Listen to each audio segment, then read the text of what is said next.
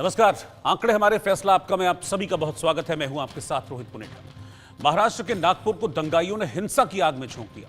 औरंगजेब की कब्र को लेकर हो रहे विवाद के बीच 1.5 घंटे तक नागपुर की सड़कों पर उत्पात मचाया गया। दंगाइयों ने पुलिसकर्मियों को टारगेट किया, एक डीसीपी पर कुल्हाड़ी से अटैक किया, साथ ही पुलिसकर्मियों पर जमकर पत्थर भी बरसाए। नागपुर हिंसा में 33 पुलिसकर्मियों को चोटें आई हैं। हालांकि अब इन दंगाइयों पर पुलिस का एक्शन भी शुरू हो गया है। 50 लोग अब तक गिरफ्तार किए जा चुके हैं। पुलिस फ्लैग मार्च कर रही है। इन सब के बीच मुख्यमंत्री देवेंद्र फडणवीस ने 2 टूक कहा है कि किसी भी दोषी को हम बख्शने वाले नहीं हैं, इस पर सख्त एक्शन लेंगे। लेकिन सवाल है कि नागपुर में इस दंगे की स्क्रिप्ट किसने लिखी थी? कौन है इस हिंसा के पीछे, इस दंगे के पीछे का मास्टरमाइंड? रिपोर्ट देखिए आप।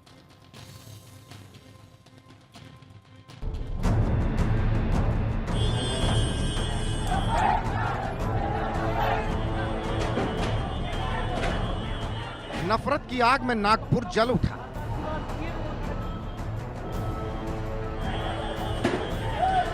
क्रूर औरंगजेब के नाम पर महाराष्ट्र का शहर सुलग उठा।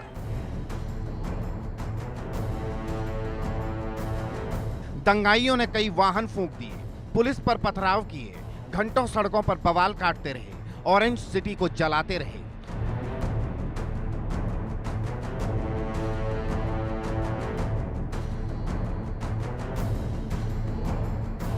हिंसा, आगजनी, बवाल और हंगामा तब बरपा जब नागपुर में हिंदूवादी संगठनों ने औरंगजेब की कब्र को लेकर विरोध प्रदर्शन किया। प्रदर्शन के बाद एक वर्ग विशेष के लोगों में अफवाह फैलाई गई और फिर जो कुछ हुआ उसकी गवाही ये तस्वीरें दे रही हैं।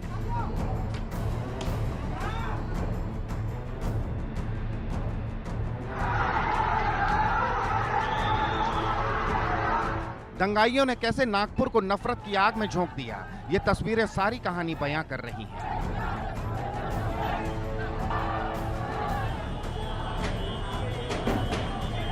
दंगाई सब कुछ जला देने पर आमादा थे, पुलिस को भी निशाना बना रहे थे। बवाली इस कदर बेखौफ थे कि डीसीपी पर भी कुल्हाड़ी और तलवार से हमला कर दिया।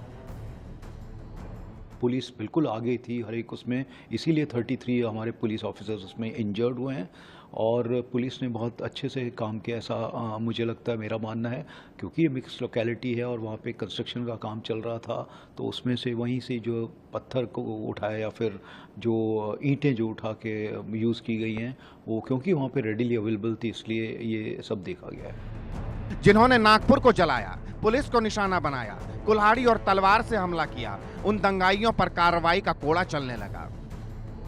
पुलिस ने 50 लोगों को गिरफ्तार किया है, 5 एफआईआर दर्ज की गई है। वीडियो फुटेज के आधार पर दंगाइयों की पहचान की जा रही है।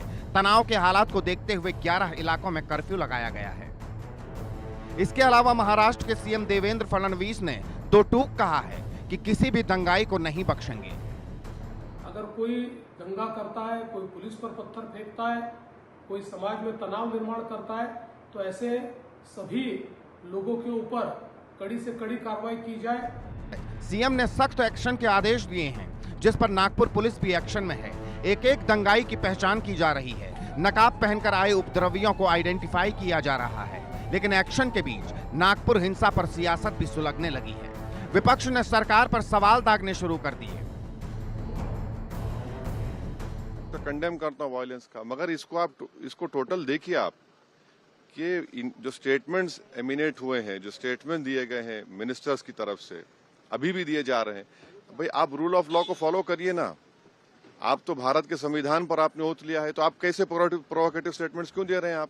मेरा माननीय मुख्यमंत्री महाराष्ट्र के देवेंद्र फडणवीस जी से कहना है कि ये जो परिस्थितियां हुई है नागपुर में हुई है, तो ये आपको सोचना होगा कि आप गृह मंत्री भी हैं। और जिस तरह से ये घटनाक्रम अगर आप देखोगे, पिछले कई दिनों से हम लोग देख रहे हैं कि एक एक स्टेटमेंट आ रहा है, तो उसको आपको रोकना होगा। जो लोग ये समाज में धर्म में राजनीति लाने का कोशिश कर रहे हैं और बार बार बेताल वक्तव्य करते हैं, उनको रोकना होगा, उनके ऊपर कार्रवाई करनी पड़ेगी। मुझे ये जानना है कि मुख्यमंत्री कार्यालय से क्यों ना कोई रिएक्शन आई जब अफवाहें फैलने लगी थी।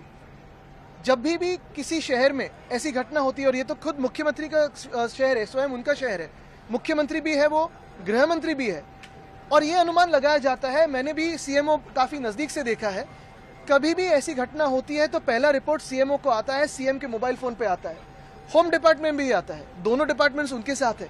क्या उनको पता नहीं था ये होने वाला है? नागपुर में हिंसा की आग बुझ चुकी है, लेकिन सियासी आग सुलग रही है। विपक्ष सरकार की मंशा पर सवाल खड़े कर रहा है, आरोपों की बौछार कर रहा है, लेकिन महाराष्ट्र सरकार ने साफ कह दिया है, किसी भी दोषी को बख्शा नहीं जाएगा। साथ ही डिप्टी सीएम एकनाथ शिंदे ने कहा है कि औरंगजेब का महिमा मंडन सहन नहीं किया जा सकता। औरंगजेब का समर्थन इस महाराष्ट्र में कोई सहन नहीं करेगा, उसका महिमा मंडल कोई सहन करेगा नहीं। ये औरंगजेब, ये छत्रपति शिवाजी महाराज, छत्रपति संभाजी महाराज और हमारे देश का दुश्मन था, वो देशद्रोही था, ये जुल्मी आक्रमणकारी था।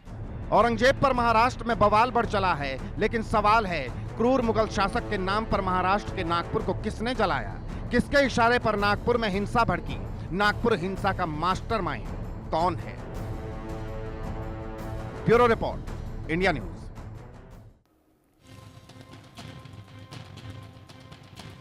फिलहाल अच्छी बात यह है कि अभी सिचुएशन पूरी तरीके से कंट्रोल में है। पुलिस ने फ्लैग मार्च भी किया, जिसकी तस्वीरें मैं लगातार आपको स्क्रीन पर दिखा भी रहा हूं, और लोगों के बीच भरोसा जताने की पुलिस ने कोशिश की है कि अब सारी चीजें कंट्रोल में है। लेकिन सवाल यह है कि वो कौन था जिसने नागपुर की फिजा को बिगाड़ने की कोशिश की। इसी पर हमने सर्वे किया है। 3 खास मेहमान भी मेरे साथ हैं। सर्वे के सवाल पहले मैं आपको बताता हूं, फिर मेहमानों के पास चलेंगे। सर्वे का सवाल था, क्या औरंगजेब के चाहने वालों ने, औरंगजेब का समर्थन करने वालों ने नागपुर में किसी साजिश के तहत ये हिंसा भड़काई थी?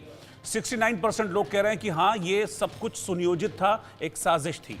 24% लोगों ने ना में जवाब दिया। 7% लोगों ने कहा कि हम कह नहीं सकते इस पर कुछ भी। सर्वे का अगला सवाल कि महाराष्ट्र के संभाजी नगर से औरंगजेब की कब्र हटनी चाहिए या नहीं, क्योंकि आजकल ये एक बड़ा मुद्दा बना हुआ है। 53% लोग कहते हैं हटनी चाहिए, 41% लोग कहते हैं कि नहीं, इसकी जरूरत नहीं है, और 6% लोगों ने इस पर अपनी कोई भी राय